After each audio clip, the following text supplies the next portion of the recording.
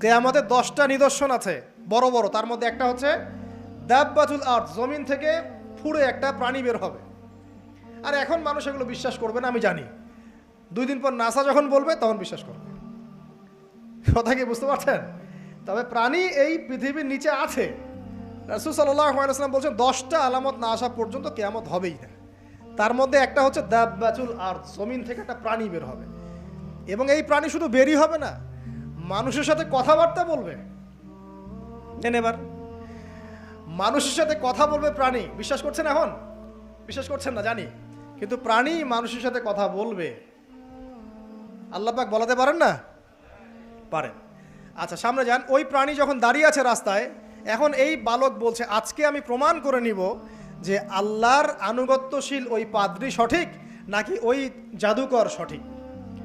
এবার সে একটা ইট হাতে নিল, পাথর হাতে নিয়ে এসে বলছে, আল্লাহ তোমার কাছে যদি ওই জাদুকরের কাজের চাইতে এই পাদ্রীর কাজ বেশি পছন্দনীয় হয়, এই ইটের আঘাতে এই জন্তুকে তুমি মেরে ফেলো আল্লাহ। এ বলেছে বিসমিল্লাহ বলে পাথর নিক্ষেপ করলো। নিক্ষেপ করার সাথে সাথেই জন্তু ডেড। তখন তার আইন আল ইয়াকিন, হাক্কুল ইয়াকিন হয়ে গেল যে হ্যাঁ, আল্লাহর কাছে এই পাদ্রীর আমলই সবচেয়ে বেশি পছন্দনীয়। তার আর মনে কোনো সংশয় থাকলো না। কিশোর মানুষ না, কতটুকুই বা বোঝেন নাই? এবার তার মধ্যে একটা ইয়াকিন চলে আসলো এবং সে পরিপূর্ণ মুমিন মুসলিম হয়ে গেল।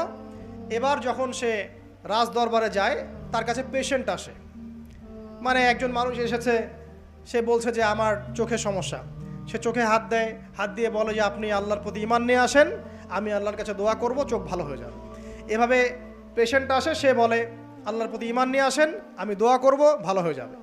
এভাবে আস্তে আস্তে তার নাম এবং খ্যাতি ছড়িয়ে পড়তে লাগলো।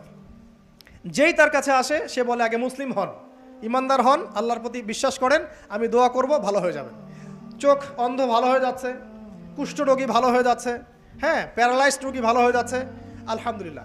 নবী ঈসা আলাইহিস সালাম এমনটা করেছিলেন না? আল্লাহ পাক চাইলে করতে পারেন। একদিন ওই রাজ দরবারের একজন মন্ত্রী আসছে, এবার ওই রাজার একজন এমপি সাহেব, তার চোখে সমস্যা, সে আসছে, এসে বলছে যে আমার এই চোখের সমস্যা, আমার চোখটাকে ভালো করার দরকার, তোমার কাছে কোনো ওষুধ আছে নাকি?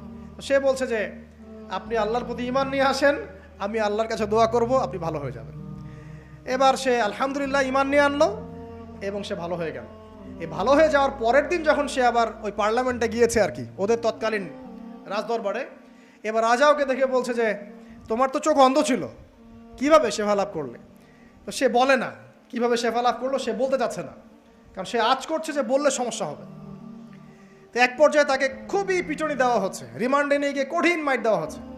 এক পর্যায়ে সে মারের যন্ত্রণা সহ্য করতে না পারে বলে ফেললো যে ওই বাচ্চা, তার কাছে গিয়ে আমি আরোগ্য লাভ করেছি এবং সে আমাকে বলেছে যে তার রবের প্রতি ঈমান নিয়ে আসতে, তাহলে আমি শেফা লাভ করব। এই বাচ্চা এখন বলছে ফেরাউনের মতো যে আয়না রব্বুকুমুল আ'লা, আমি তো তোমাদের রব।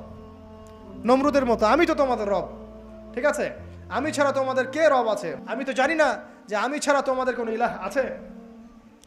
এবার এই লোকটাকে হত্যা করা হলো, এই এমপি সাহেবকে হত্যা করা হলো, বিকজ সে ঈমান নিয়ে আসে।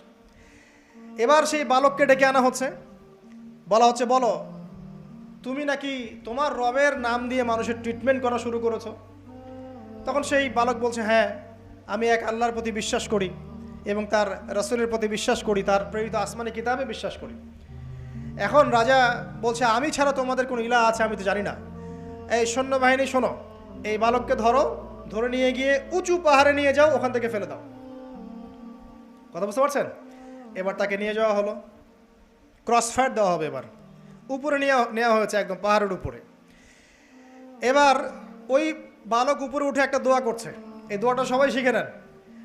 ওই বালক উপরে উঠে দোয়া করছে আল্লাহুম্মা কফিনিহিম বিমা শি'তা, আল্লাহুম্মা কফিনিহিম বিমা শি'তা, আল্লাহুম্মা কফিনিহিম বিমা শি'তা। পাহাড় থরথর করে কাঁপা শুরু করলো এবং ওই সৈন্যবাহিনী পাহাড় থেকে পড়ে গেল, বালকের কিচ্ছু হলো না।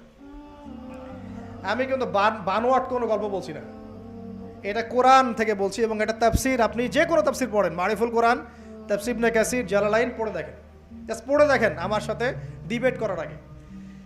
এবার সে বালক হেঁটে হেঁটে চলে আসলো রাজদরবারে। আবার কি ব্যাপার, তুমি মরো নাই? না, আল্লাহ আমাকে বাঁচিয়েছেন, আমার রব আমাকে বাঁচিয়েছেন।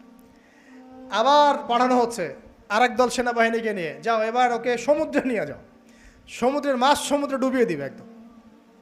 আবার সে ওখানে গিয়ে বলল আল্লাহুম্মা কফিনিহিম বিমা শি'তা, হে আল্লাহ, অর্থ হচ্ছে হে আল্লাহ আমার বিপক্ষে যারা আছে আপনি যা দিয়ে ইচ্ছা ওদের বিরুদ্ধে আমাকে সাহায্য করেন। অর্থটা হচ্ছে এমন, আল্লাহুম্মা কফিনিহিম বিমা শি'তা, আল্লাহ আপনি আমার জন্য যথেষ্ট হয়ে যান, ওদের বিরুদ্ধে আমার জন্য যথেষ্ট হয়ে যান, যা ইচ্ছা তাই দিয়ে আপনি হেদায়েত করুন, মানে আমাকে হেফাজত করুন। ঠিক আছে, আল্লাহুম্মা কফিনিহিম বিমা শি'তা, ছোট্ট দোয়া। এবার ওই সমুদ্র উত্তাল হওয়া শুরু করলো এবং ওরা জাহাজ থেকে পড়ে গেল। এই বাচ্চা সেফলি আবার চলে আসলো রাজদরবারে। বিশ্বাস